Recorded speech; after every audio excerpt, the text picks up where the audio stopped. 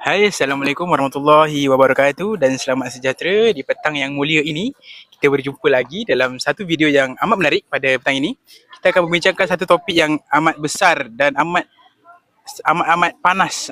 Dia bukan panas sebab apa? Dia sebab ramai orang yang dia suka mencuba benda-benda yang pelik. Jadi topiknya yang ingin kita bincangkan pada petang ini ialah perkahwinan rentas agama, cabaran semasa. Jadi saya tak naklah bincangkan benda seorang-seorang. Jadi saya bawakan dua lagi kawan saya yang jauh gak datangnya, asalnya jauh ni. Jadi saudara yang pertama di sebelah kanan saya yang datang daripada Kelantan. Saudara Muhammad Arif Syami. Dan saudara yang kita yang kedua, handsome molek kulit putih. Dia datangkan daripada Terengganu. Beliau didatangkan daripada Terengganu khas untuk datang ke video kali ini untuk sama-sama membincangkan tajuk ini. Hai. Jadi perkenalkan saudara Amirul Iskandar. Jadi sebelum kita pergi dengan lebih jauh, saya nak tanya dulu kepada saudara Amirul Iskandar dan juga saudara Syami. Apa yang korang tahu tentang perkahwinan rentas agama? Apa pendapat korang, dan kalau korang dengar perkataan perkahwinan rentas agama ni, apa yang korang faham? Okey. Pada pendapat saya, sebelum ni kita selalu dengar perkahwinan sana sini, perkahwinan biasa. Itu telah menjadi perbualan yang biasa didengar oleh mulut kita. Tapi pada perkahwinan rentas agama ni, ia melibatkan agama berlainan. Dia tidak agama lain lah maksud katanya. Apa agama pula? Saya setuju.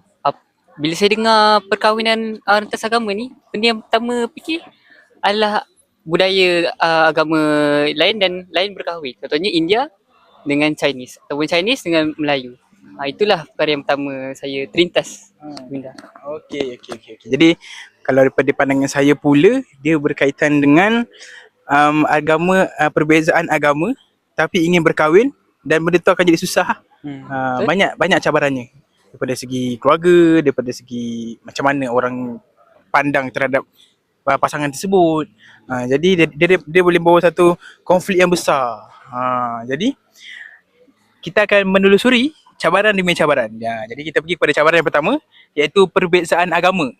The first thing first yang ada iaitu cabaran daripada segi perbezaan agama. Pada pendapat korang, kenapa perbezaan agama ni dia boleh menjadi satu cabaran yang sangat rumit? Ya. Memang ia akan menjadi salah satu cabaran yang sangat besar. Kerana ia melibatkan satu agama dan satu agama yang berbeza.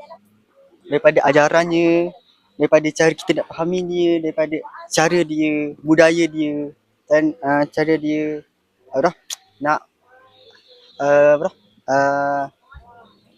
menyambut hari perayaan. Itulah memang sangat berbeza dah. Itu merupakan salah satu perkara yang sangat berbeza dah kat situ. Betul, saya setuju. Sebab bila kita berbeza agama ni, kita dilahirkan daripada kecil Melayu, berbahasa Muslim lah. Tapi kalau kita nak kahwin dengan Chinese, kita tahu dia punya culture, dia punya cara dia membesar, dia punya perayaan, dia punya agama, solat dia macam mana. So memang benda tu kita nak synckan bagi synchronize dengan kita memang agak susah. Jadi bila siapa-siapa yang kat luar sana couple dengan Chinese ke, Melayu dengan Chinese, India dengan Chinese kan, dia nak berkahwin dah 2-3 tahun couple nak kahwin. So memang perlu ada berkomunikasi lah antara dua pihak. Bukan hanya mereka berdua saja, tapi malah dengan ibu bapa, keluarga mereka sekali. Faham. Jadi dia sebenarnya memerlukan komunikasi yang sangat penting. Macam contoh tadi saudara Iskandar ada berkata mengenai perayaan dan juga misalkan perayaan lah. Orang Kristian, diorang sambut diorang sambut Christmas, tapi Islam tak sambut. Jadi benda tu dia boleh satu macam konflik yang besar lah. Misal kata dari pihak keluarga sana macam kenapa tiba-tiba sambut Christmas pula. Jadi macam orang akan pandang serong terhadap keluarga, pasangan tu sendiri. And yang paling teruk mak bapak pada pasangan tu nanti. Jadi key point dia adalah komunikasi lah. Komunikasi tu yang paling penting. Sebab kalau mereka tak ada komunikasi, diorang tak pandai nak borak sesama diorang, means tak pandai nak memberi pandangan masing-masing. Benda tu kadang-kadang kecil je. Misal kata pasal pemakanan. Okey, yang Islam dia tak boleh makan maaf cakap, tapi Islam tak boleh makan babi. Tapi orang yang beragama lain dia membolehkan makanan tu. Benda nampak simple je kan, just makanan. Tapi kalau tak ada komunikasi yang sangat penting tu, dia macam nanti boleh bergaduh. Melibatkan salah faham lah. Betul. Jadi sekarang ni kita pergi kepada cabaran yang kedua. Sekarang dah cabaran yang kedua, Dia cabaran ni dia agak kalau tadi first dah besar, yang kedua ni lagi besar. Betul. Lagi besar, Apa tu? lagi rumit. Nak tahu ke? Okey.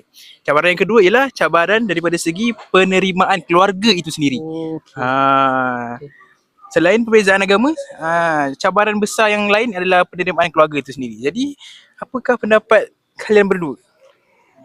Pada pendapat saya lah kan, kalau kalau seorang itu telah dilahirkan sebagai Kristian ataupun memang culture je kan Chinese. So ibu bapa mereka ni telah membesarkan anak ni daripada kecil hingga ke besar. Itulah ajaran yang mereka ajarkan, itulah cara mereka besar, itulah culture je. Jadi bila kalau kita sebagai ibu bapa, susahlah kita nak lepaskan anak kita yang kita telah besarkan kepada dia nak convert kepada agama lain demi perkahwinan. Jadi benda tu memang sangatlah sukar. Jadi boleh berlaku pergaduhan ataupun contohlah kita anak tu nak convert kepada Islam sebabkan nak kahwin dengan Muslim. Jadi dia perlu berbincang dengan ibu bapa, tapi bapa dia tak nak anak dia ni convert. Jadi boleh berlaku pergaduhan dan macam-macam lagi. Itulah penting berkomunikasi. Apa pendapat Iskandar? Sekejap, bagi saya potong sekejap. Okey, boleh. kadang-kadang keluarga tu dia bukan nak menghalang pun untuk dia convert kepada satu agama, cuma dia risau masa depan dia macam mana. Takut dia tak boleh carry on. Dia dah terbiasa daripada kecil dengan agama yang tu, dia tiba-tiba nak bertukar, takut masa depan itu tak secantik macam mana yang mak bapak diorang harapkan. Diorang tak nak menghalang pun sebenarnya. Jadi kita teruskan dengan saudara Iskandar. Saya sangat setuju dengan pendapat kalian lah. Ini sebab apa? Sebab bila tidak kesalahfahaman ni, ia akan menyebabkan tekanan, konflik yang akan merenggangkan hubungan silaturahim antara manusia. Bukan antara agama, antara manusia. Jadi memang key point dia lah, memang kena untuk komunikasi lah. Cara berbincang dengan elok-elok, macam mana cara ni, macam mana kita nak handle. Kalau hari tu saya pernah scroll TikTok. Waktu baru-baru ni ada satu influencer ni nama dia Zubir. Kenal Zubir penyanyi? Zubir Zubir yang nyanyi Gandele. Gandele. Okay. Baru-baru ni dia Muslim dan dia berkahwin dengan isterinya daripada Indian. Dan perempuan tu dia berkahwin dengan lelaki tu convert ke Islam disebabkan nak berkahwin.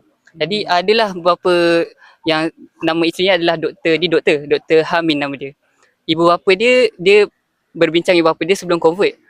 Jadi dia orang ada satu susah ada percanggahan sebab anak nak convert ke Muslim kan. Jadi itu menjadi isu hangat lah sekarang sebab dia baru je berkahwin. Apa pendapat Muiz?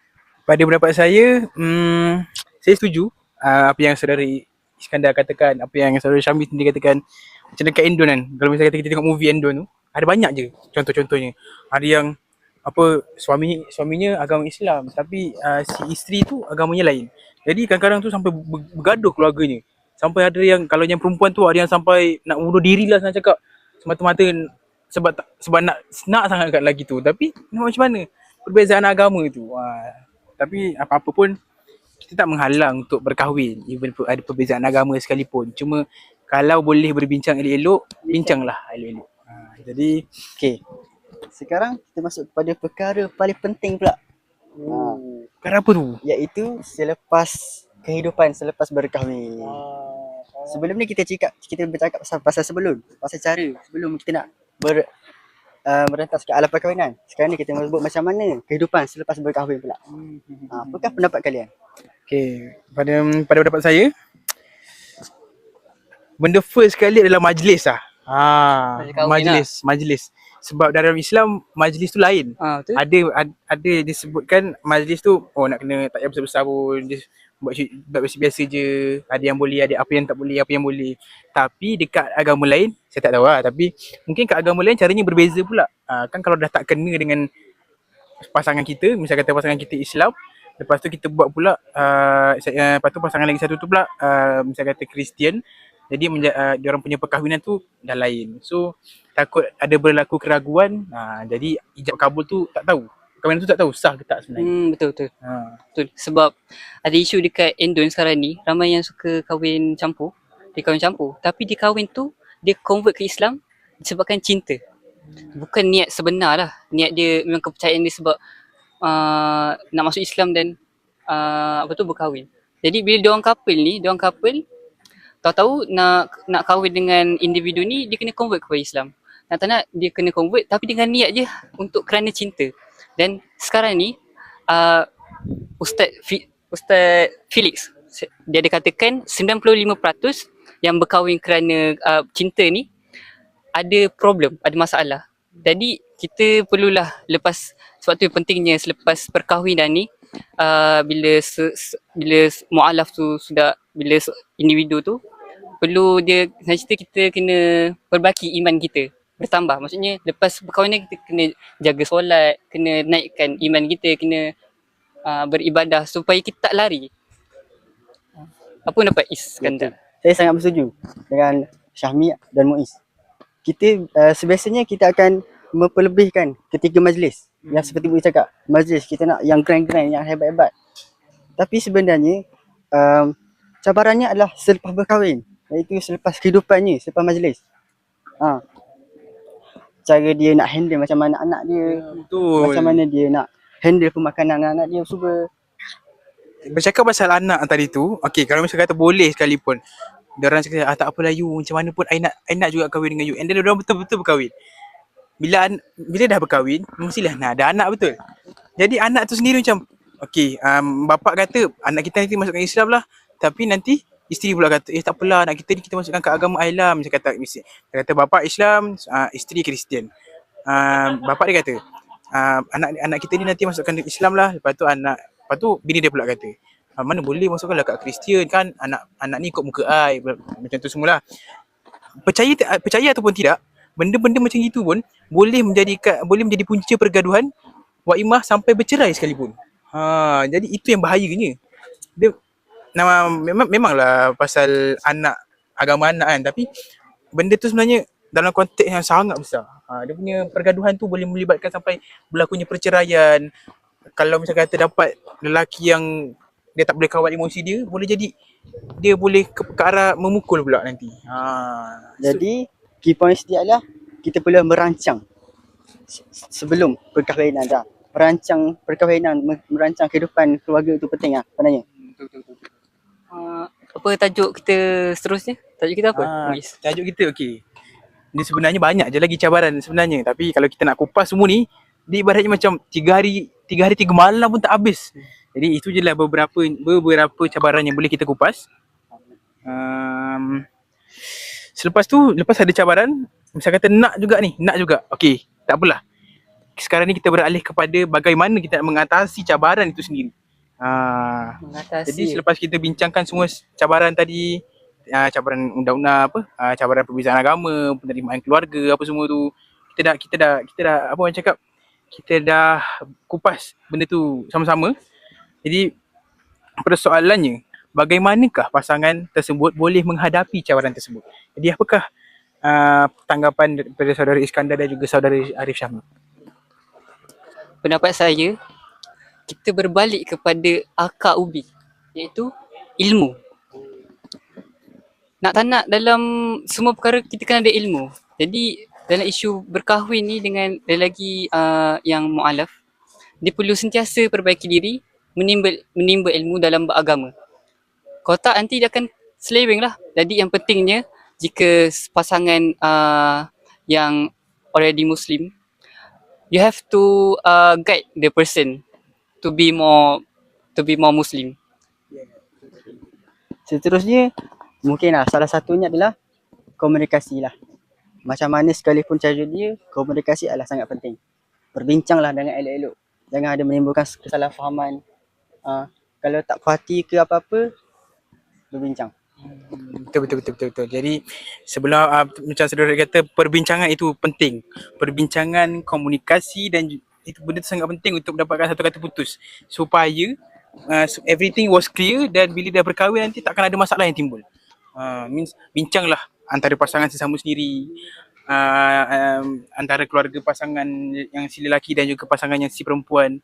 Buat satu perbincangan supaya kita dapat clearkan everything dan tak ada apa-apa yang terselindung, dapat menerima each other, dan insyaAllah, mana tahu kalau betul ada jodohnya, kahwinlah. Ni kalau tak ada jodoh, kita buat macam mana pun takkan bersamanya.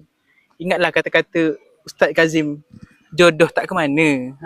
Betul. Memang kita dilahirkan dah tulis lah jodoh kita. Ya betul. Jadi kepada kita nak ingatkan kita dan orang-orang di luar sana, kalau nak berkahwin tu kita perlu ada ilmu dan perbincangan seperti Iskandar kata tadi penting.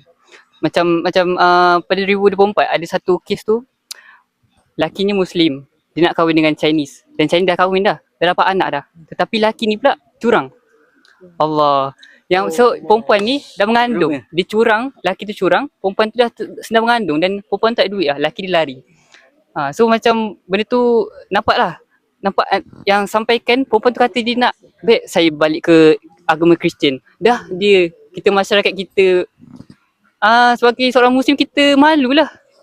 Orang pandang gitu. Kita jadi malulah.